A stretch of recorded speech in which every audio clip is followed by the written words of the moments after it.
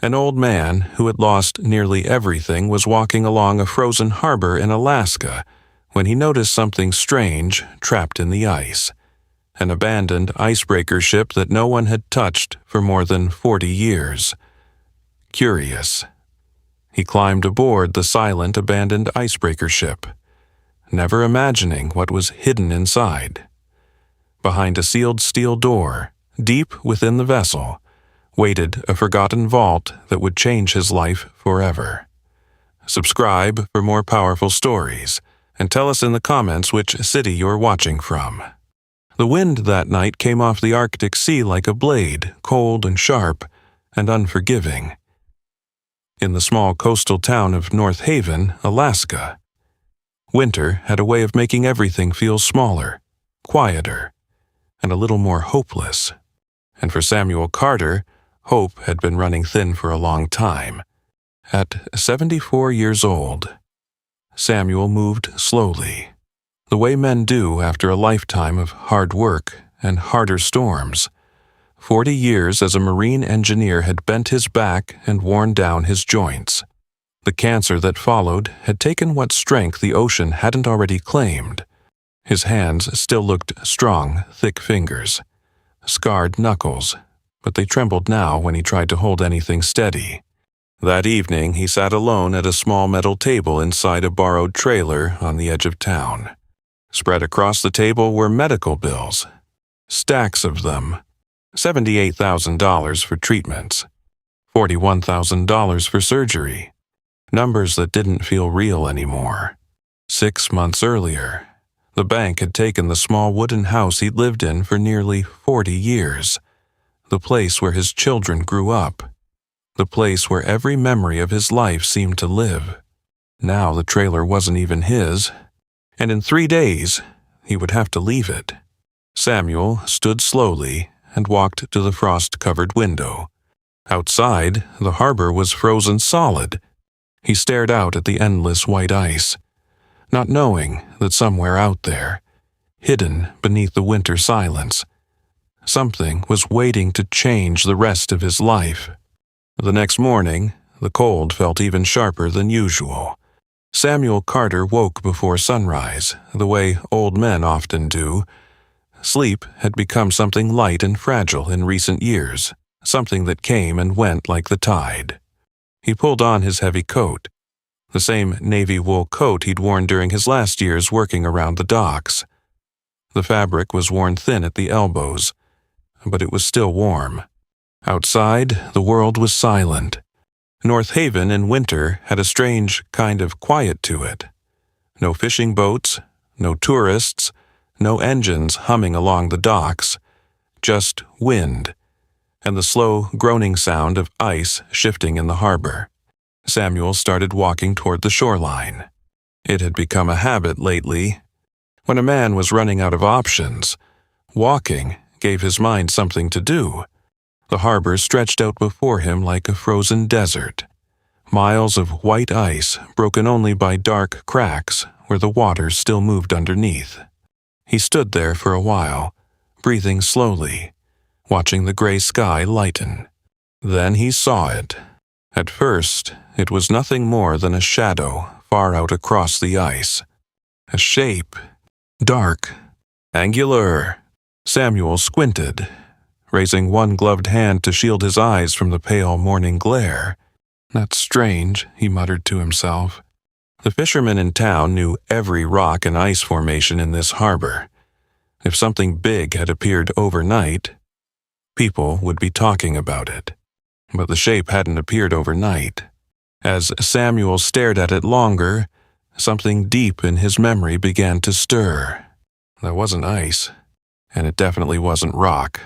It was steel. Old steel. Samuel felt the faintest flicker of curiosity, the first spark of interest he'd felt in months. Without thinking much about it, he stepped onto the frozen harbor. The ice was thick this time of year. It had been freezing solid since late November. His boots crunched softly as he walked. What had looked close from shore turned out to be much farther away. The wind grew stronger the deeper he went, whipping loose snow across the surface like tiny white ghosts racing past his feet. 20 minutes passed, then 30, and with every step forward, the shape became clearer. Samuel slowed down. His heart began to beat a little faster. Well, I'll be damned. What stood before him wasn't driftwood. It wasn't an iceberg. It was a ship. A massive ship locked in the ice. The hull rose from the frozen surface like the side of a dark cliff, rusted steel streaked with decades of salt and wind. Ice clung to its sides like frozen tears. Samuel craned his neck upward. The vessel had to be at least 200 feet long, maybe more. And something about the design made the old engineer inside him wake up instantly. This wasn't just any ship. Samuel stepped closer, brushing snow from the side of the hull with his gloved hand. There, faint beneath the rust, was a name. Polar Sentinel. Below it, barely visible beneath layers of weathering, were faded letters written in Cyrillic. Samuel's breath fogged in the cold air. A Soviet icebreaker, he whispered. He'd seen ships like this once before during his early years working shipping routes through the Bering Sea. Heavy Arctic vessels built during the Cold War, ships designed to cut through ice that would crush ordinary steel like paper. But this one had clearly been sitting here a long time. Samuel walked slowly along the hull. The icebreaker leaned slightly to one side, frozen deep into the harbor. Snow had drifted across the deck railings. The windows of the bridge were clouded over with frost. And yet, something about it didn't feel destroyed. It felt abandoned. Deliberately abandoned. He found a rope ladder hanging stiffly down the side of the ship. The rungs had frozen solid, but they were still intact. Samuel reached out and touched the lowest rung. It didn't move. For a long moment he simply stood there, staring up at the massive vessel. The sensible part of his mind told him to turn around. A 74-year-old man with bad lungs and aching joints had no business climbing abandoned ships in the middle of a frozen harbor. But another part of him, the part that had spent 40 years solving mechanical problems and exploring engine rooms, was suddenly wide awake. He stepped back, looking up at the towering ship again. "Now, what in the world are you doing out here?" he murmured softly. The wind whistled through the frozen rigging above him. And for the first time in a very long while, Samuel Carter felt something stir inside his chest. Not fear, not despair, something else. Curiosity. And sometimes, curiosity is the first step toward the changing a life. Samuel stood there for a long time, staring up at the frozen ladder hanging from the side of the icebreaker. The wind howled softly across the harbor, carrying tiny grains of snow that danced across the ice like drifting sand.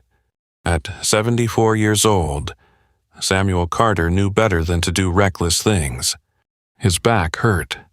His lungs burned in the cold, and the ladder in front of him led up nearly 15 feet to a frozen steel deck that might not even be safe. But the strange thing about desperation is that it slowly removes the fear of failure. Samuel tightened his gloves and tested the first rung. The metal was solid.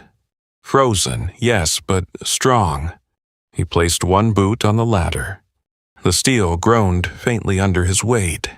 "Well," he muttered quietly to himself, "guess we'll find out." The climb was slow, painfully slow. Every rung forced his stiff joints to move in ways they hadn't for years.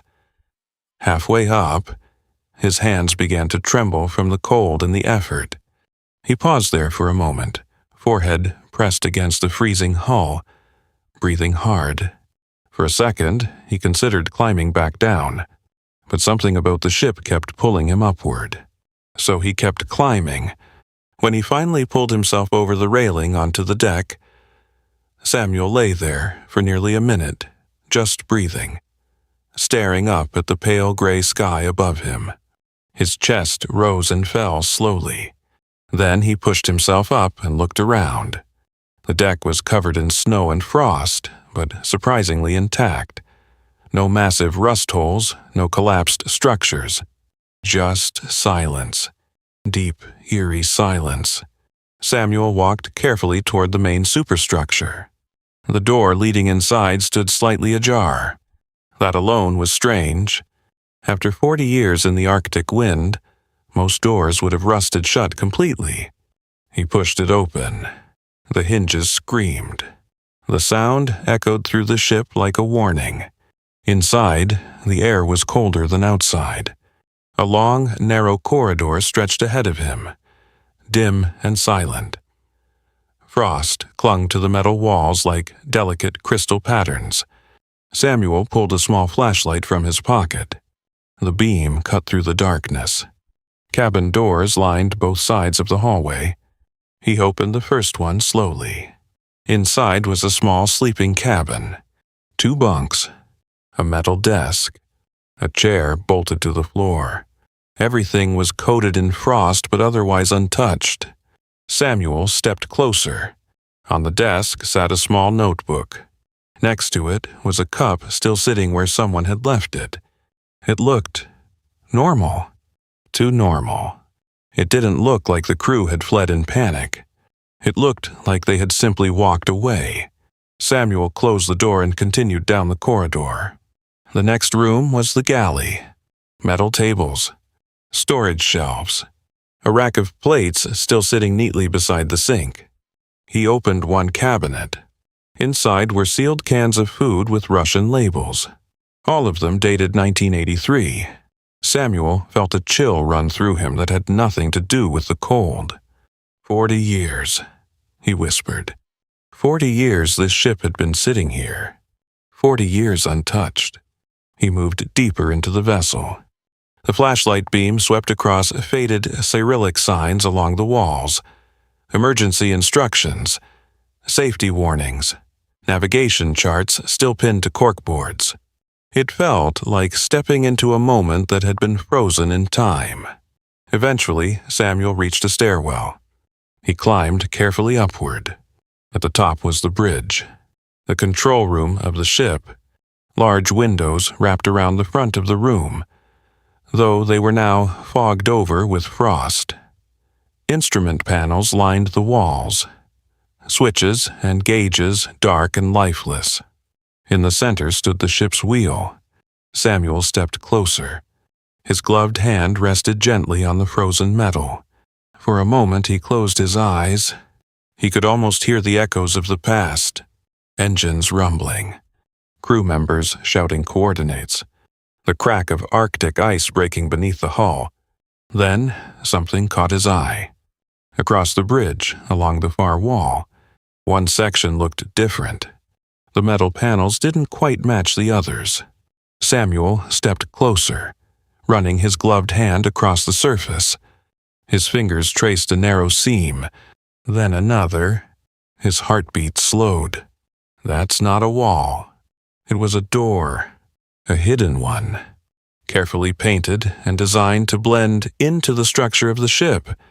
And in the center of it was a lock, not an ordinary door lock. A heavy steel security lock, the kind used to protect something important. Very important. Samuel tried the handle. It didn't move. Locked tight. He stepped back slowly, staring at the door. The entire ship had been left untouched. Cabins open. Equipment still in place. Even the bridge itself had been left accessible. But this door had been sealed. Protected. Guarded. Samuel felt his heart beating harder now, not from fear, from a growing realization. Whatever was behind that door was the real reason this ship had been abandoned. He stood there in the silent bridge for a long moment. Outside, the wind rattled faintly against the frozen windows. Then Samuel Carter whispered quietly into the empty room. "What were you hiding?" And somewhere deep inside the frozen icebreaker, the answer had been waiting more than 40 years to be discovered. Samuel Carter didn't open the hidden door that day. Not because he didn't want to, but because something deep inside him, something that had kept him alive through storms, broken machinery, and 40 years at sea told him to slow down. Some mysteries deserved patience. He closed the bridge door behind him and climbed carefully back down the frozen ladder. The wind had grown stronger now, pushing loose snow across the harbor like pale smoke. By the time Samuel reached the shore, the sky was already darkening. He walked back toward the trailer slowly, his boots crunching across the frozen ground. For weeks, his mind had been heavy with worry bills, doctors, the future he could no longer afford. But tonight something else had taken its place. A question, a stubborn, burning question. What was hidden behind that door? That night, Samuel couldn't sleep. The trailer creaked quietly as the wind pressed against the thin metal walls. The heater rattled in the corner, fighting a losing battle against the Alaskan winter. Samuel sat at the small kitchen table with his old laptop open. The internet connection in North Haven was painfully slow, but eventually the search results began to load. He typed, Soviet Icebreaker Polar Sentinel. For several minutes, nothing useful appeared. Then, buried deep in the search results, he found something. An old, scanned newspaper article. The date caught his attention immediately. October 1983. Samuel leaned closer to the screen. The headline read, Unidentified Soviet vessel appears in North Haven Harbor. The article was short. Too short. According to the report, local fishermen had spotted a large Soviet vessel drifting near the harbor in late September of 1983. When the Coast Guard arrived days later, the ship was empty. No crew, no distress signal, no explanation. The report stated that the ship appeared to have been abandoned deliberately. Investigations were mentioned. But after that, nothing. No follow-up articles. No official report. No explanation. The story simply disappeared. Samuel leaned back slowly. 40 years, he whispered. 40 years that ship had been sitting out there. 40 years with no one asking questions. And then a thought began forming in the back of his mind. A thought that made his heart beat a little faster. Samuel opened a new search window. This time he typed something different. Abandoned ship salvage law, United States. He spent the next hour reading. At first, the legal language was confusing, filled with terms like admiralty law, salvage rights, and abandonment doctrine. But eventually the meaning became clear. Very clear. Under maritime salvage law, if a vessel was abandoned, and if no legal owner came forward, the person who discovered it and filed a legitimate salvage claim could legally claim ownership. Samuel stared at the screen. His mind began turning like an old engine slowly coming back to life. He opened a notebook and began writing. Year discovered, 1983. Reported abandoned, yes. Owner identified unknown. Claim filed since then. Samuel sat there quietly for a long time. Then he whispered the words out loud. Could it really be that simple? Of course it wouldn't be simple. Nothing in life ever was. But for the first time in months, Samuel wasn't thinking about losing everything.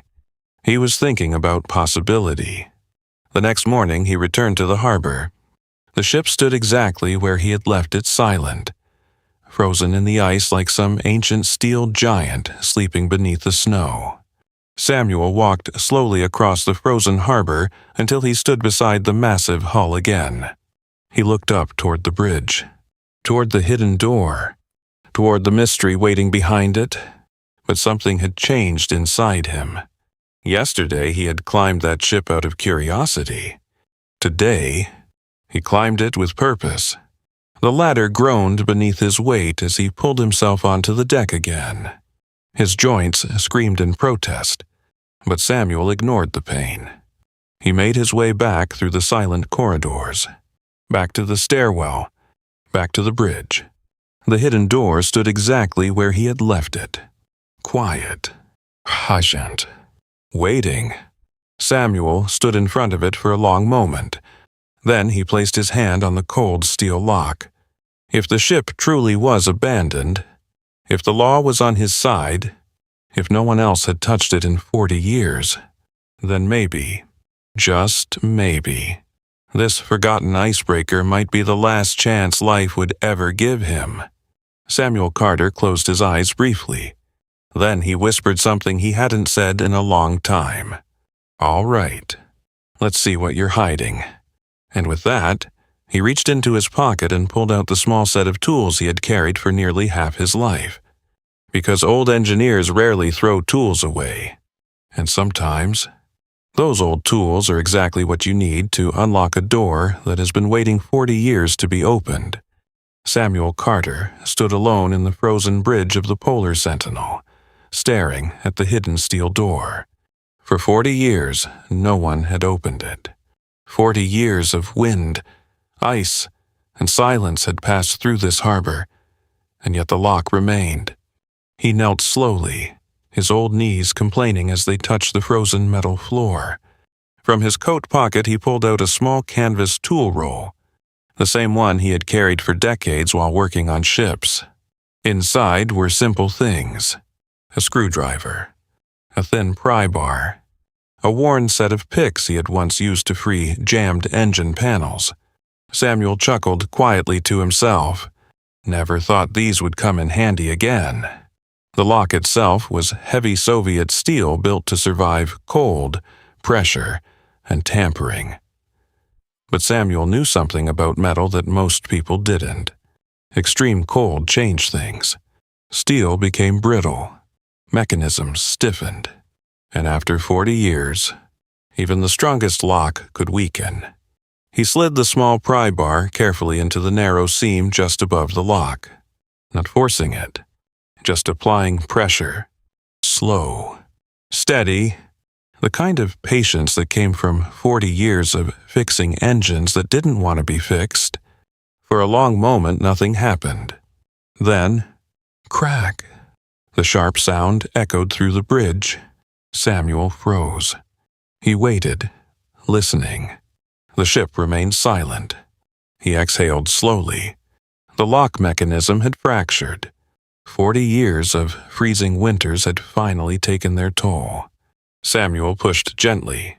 The door moved, just a few inches at first. Then slowly, it opened. The hinges let out a long, painful scream as the door swung inward. Cold air drifted out of the dark room beyond. Samuel lifted his flashlight.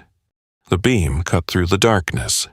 At first, he didn't understand what he was seeing. The room was small, maybe 10 feet wide. But unlike the rest of the ship, this room wasn't covered in frost. The air felt strangely dry, almost preserved. Samuel stepped inside carefully. His flashlight beam swept across the walls. Reinforced steel panels, bolted seams, extra support brackets welded into the structure. Then the light landed on something in the center of the room. Samuel stopped walking. For a moment, he simply stared. Good Lord, it was a vault, not a simple safe. A full bank-grade vault, 4 feet wide, 5 feet tall. Built directly into the structure of the ship itself, the thick steel door was sealed with a large mechanical combination lock. Samuel stepped closer slowly. His breath fogged in the beam of his flashlight. He had seen safes before during his years working around shipping companies and cargo vessels. But nothing like this. Whoever built this vault hadn't been protecting ordinary cargo. They had been protecting something important. Very important. Samuel walked around it slowly. The steel was thick, incredibly thick, and the base of the vault extended deep into the reinforced floor beneath it. Whatever was inside was heavy. He ran his hand across the cold metal surface. "What were you carrying?" he whispered softly. Then something else caught his attention. On the side of the vault were faded Russian markings. Samuel leaned closer to read them. His Russian wasn't perfect, but years of working around international shipping had taught him enough. The words were simple. Secure package storage. Samuel felt a slow chill move down his spine. A secure package on a Soviet icebreaker during the Cold War. His mind began to connect pieces. A mysterious abandoned ship, a sealed vault, and a disappearance that had never been explained. Samuel suddenly realized something.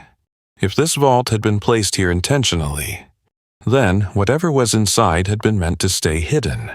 Hidden from storms. Hidden from time. Hidden from people. And somehow, for 40 years, it had worked. Samuel stepped back and sat down heavily against the wall. His heart was beating faster now. Not from fear.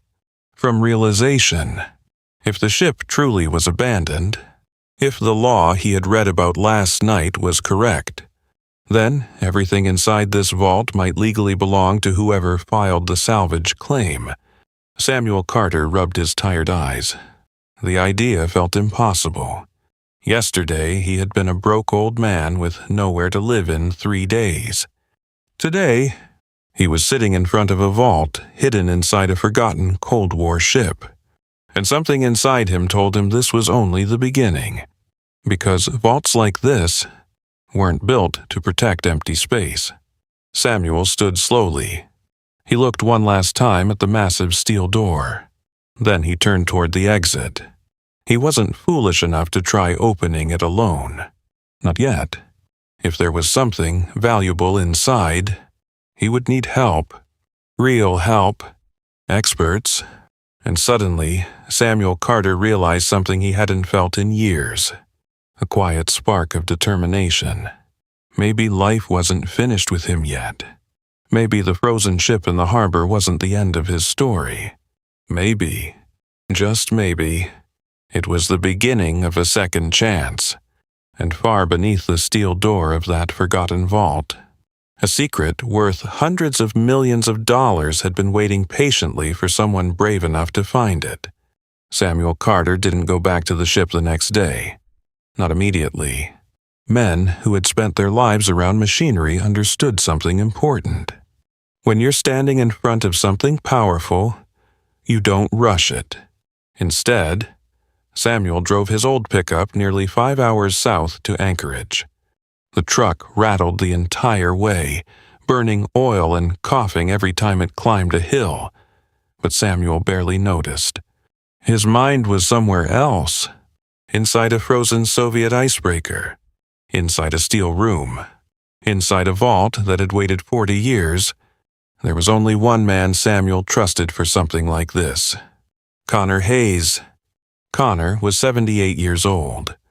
A retired locksmith who had spent decades opening bank vaults, corporate safes, and high-security lock systems across Alaska. They had worked together once years ago during a port renovation project. Connor opened the door to his workshop wearing thick glasses and an old flannel shirt. "Samuel Carter," the old locksmith said with a crooked smile. "I thought you were dead." Samuel chuckled. "Not yet." Inside the workshop, Samuel laid photographs across the workbench. Pictures of the hidden room. Pictures of the vault. Connor leaned forward slowly. He adjusted his glasses. For a long moment, he didn't say a word. Then he let out a low whistle. "Well, I'll be damned." He tapped one of the photos. "That's a Soviet Kranov military vault. Late 70s model. Those things were built like tanks." Samuel folded his arms. "Can it be opened?" Connor leaned back in his chair. "Everything can be opened," he said calmly. "But that one's going to fight back." He pointed to several details in the photos. "See these plates, anti-tamper mechanisms. If someone drills wrong or forces the lock, hardened steel plates slam into place and seal the interior permanently." Samuel frowned. "So if we mess up..." Connor nodded. "Whatever's inside stays inside forever." The room grew quiet.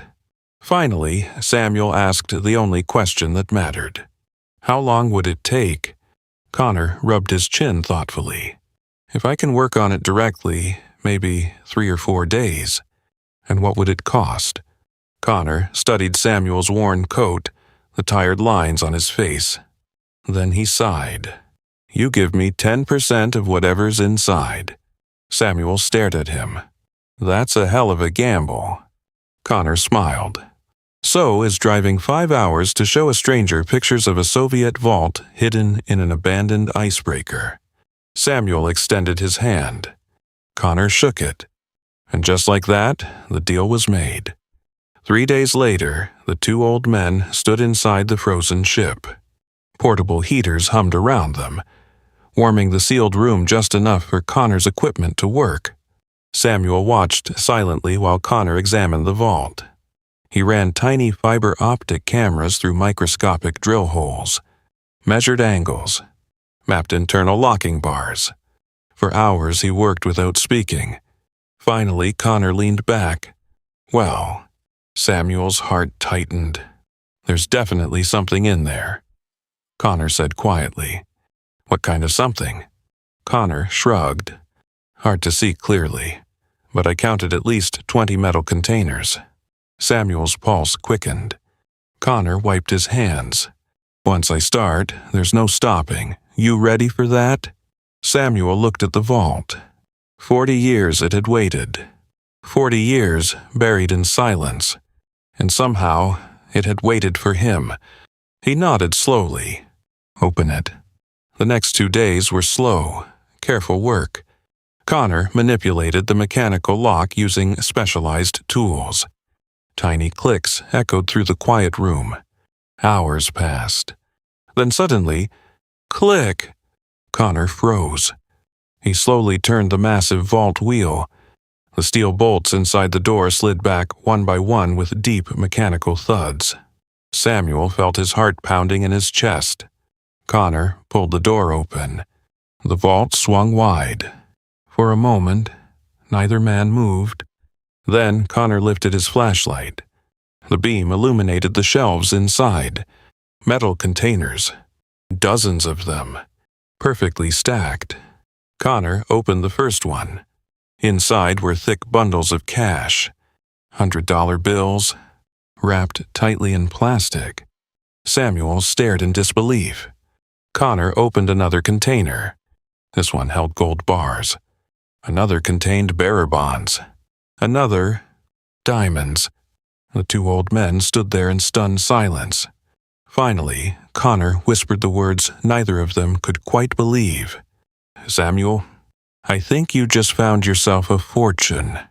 They spent the next several hours opening container after container. Money, gold, securities, precious stones. When they finished counting, Connor sat down slowly against the wall. He rubbed his face in disbelief. $238 million. Samuel didn't laugh. He didn't shout. He simply sat down beside the open vault. For most of his life he had worked harder than anyone he knew, and yet life had taken everything from him. His home, his savings, his health. Now somehow, after 74 years, life had finally given something back. Samuel Carter looked at the frozen steel room around him. Then he whispered quietly into the silence. Well, that changes things. For a long time, Samuel Carter simply sat there on the cold steel floor beside the open vault.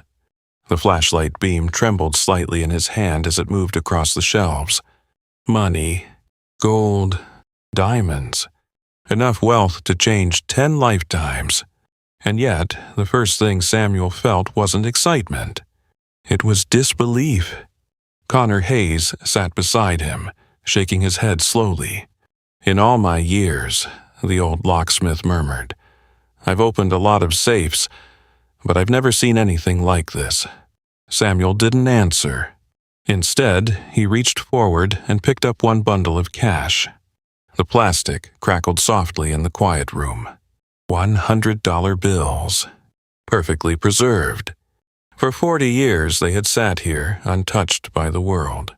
Samuel placed the bundle back in the container and leaned back against the wall. His mind wandered to the little trailer on the edge of town, to the unpaid hospital bills, to the bank notice that had taken his home, to the quiet fear he had carried every night for months. And suddenly, those worries didn't seem quite as heavy anymore. But Samuel Carter had lived long enough to know something important about life. When something seems too good to be true, the hard part usually comes next. The trouble started 3 days later. Word travels fast in small Alaskan towns. Someone had seen Samuel and Connor hauling equipment across the ice. Someone else had noticed lights inside the abandoned ship at night. Soon, the entire town of North Haven was talking. At first, the rumors were harmless. People joked that the old engineer had found pirate treasure. But the jokes didn't last long, because eventually, someone made a phone call. And when the government starts asking questions, things change quickly. One cold evening, Samuel returned to the trailer and found a black sedan parked outside. 2 men stood beside it. Both wore dark coats and the calm, controlled expressions of people used to being obeyed. One of them stepped forward.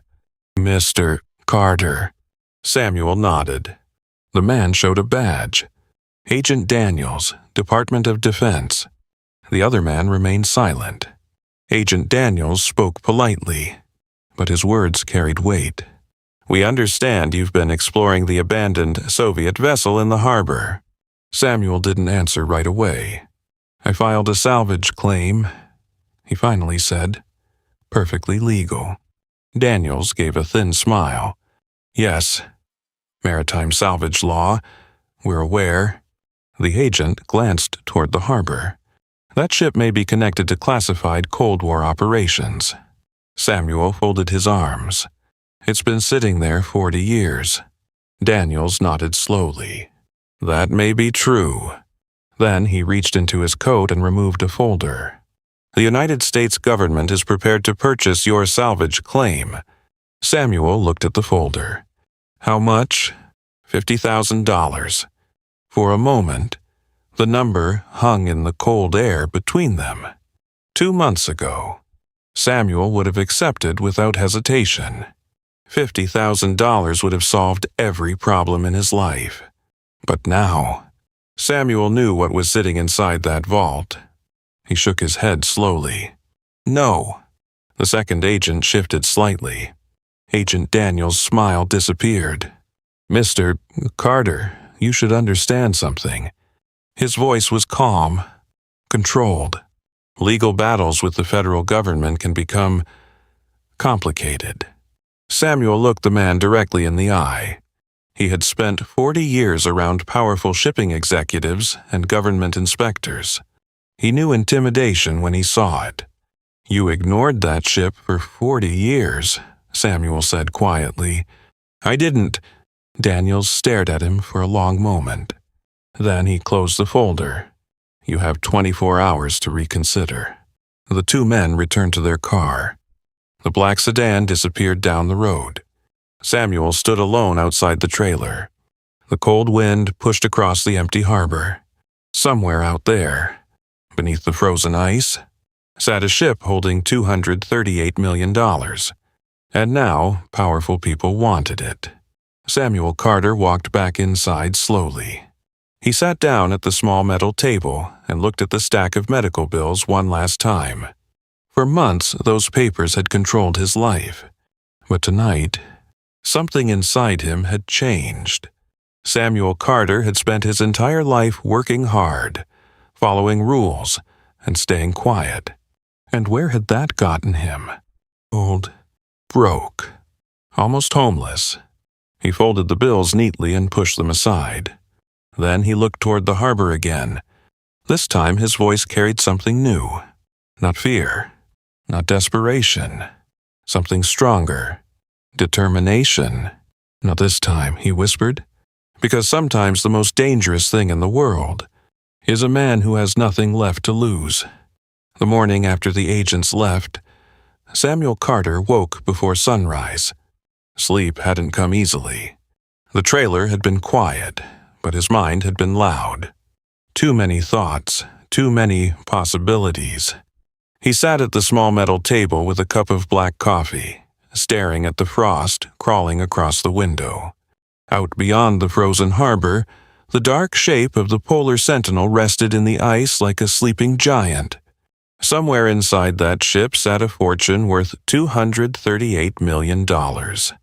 But Samuel understood something most people didn't. Money doesn't just bring opportunity. Sometimes it brings trouble. Within a week, the entire town of North Haven knew. News reporters arrived first. A woman from Anchorage knocked on Samuel's door one afternoon, holding a small microphone and a notebook. "Mr. Carter," she said, "is it true you discovered an abandoned Soviet ship carrying a Cold War vault?" Samuel didn't confirm it. He didn't deny it either. But the story spread anyway. Small stories have a way of growing in quiet places. Within days, the news reached national outlets. The headlines practically wrote themselves. 74-year-old man finds Cold War treasure ship. Forgotten icebreaker may hold millions. Government challenges elderly man's salvage claim. And something unexpected happened. People began to care. Letters started arriving at the trailer. Some came from strangers, others from veterans, from dock workers, from people who had spent their lives feeling exactly the way Samuel had felt for months. Forgotten. One letter read, "Mr. Carter, I worked 30 years in a steel plant before they shut it down. Watching your story reminded me that ordinary people still matter. Don't let them push you around." Another came from a woman in Montana. "My husband passed away last year after fighting cancer. I saw your story and cried, not because of the money, but because you didn't give up." Samuel sat at the table reading them slowly. Each envelope carried something he hadn't felt in a long time. Support. Hope. Meanwhile, the legal fight had begun. Lawyers called. Government representatives sent documents. There were discussions about national security, Cold War intelligence, and classified material. For a while, it seemed like the system might swallow him whole. But something unexpected had shifted. The story had become public, and the world was watching. In the end, negotiations replaced threats. After weeks of discussions, a final agreement was reached. Government officials would examine the vault and remove any materials related to classified intelligence.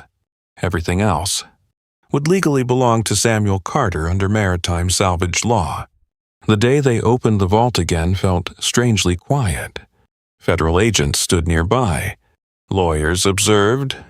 Connor Hayes operated the vault door one final time.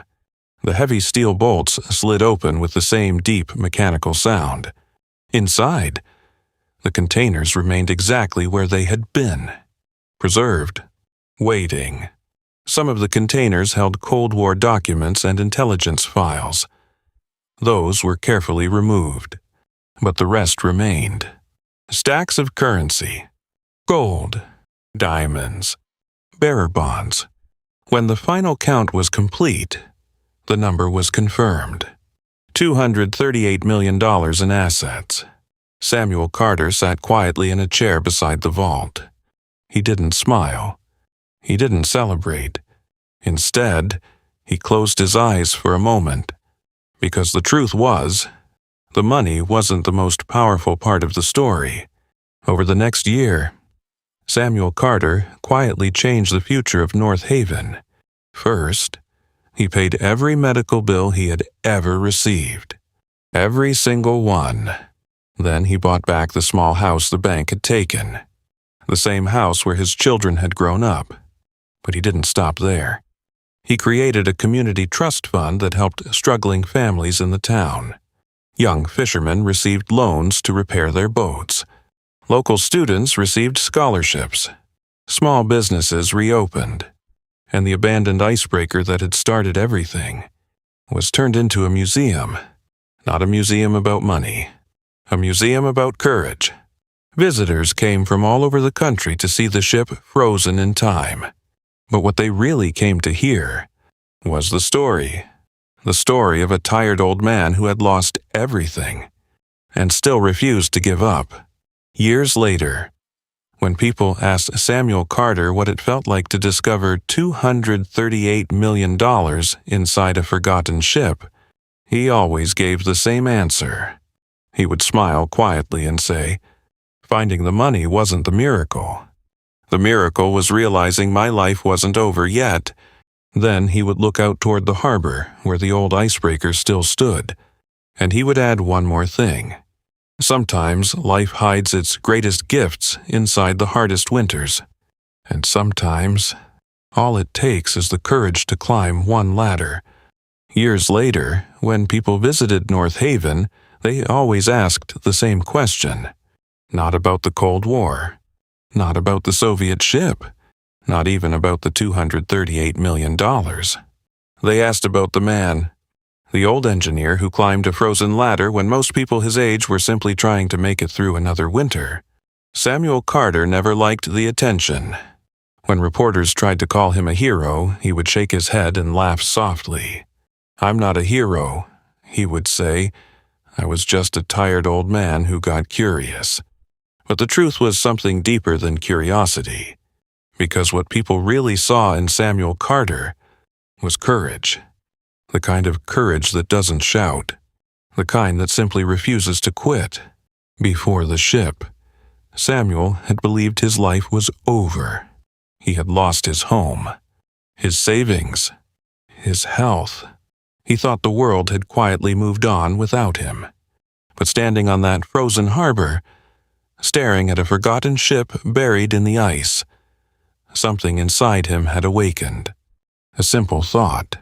Maybe my story isn't finished yet. And that thought changed everything. The museum built inside the Polar Sentinel still stands today. Visitors walk through the frozen cabins, the old bridge, and finally into the room where the vault once stood. But the vault itself is empty now, because the real treasure was never the money. It was the lesson the ship left behind. A lesson Samuel Carter liked to share with every visitor before they left. He would lean against the railing of the old icebreaker, look out across the harbor, and say quietly, "Life doesn't end when things fall apart. Sometimes that's exactly when the real story begins." Then he would smile. That same quiet smile of a man who had survived storms most people never see. And he would add one final thing. Just remember, even in the coldest winters, hope can still be waiting beneath the ice.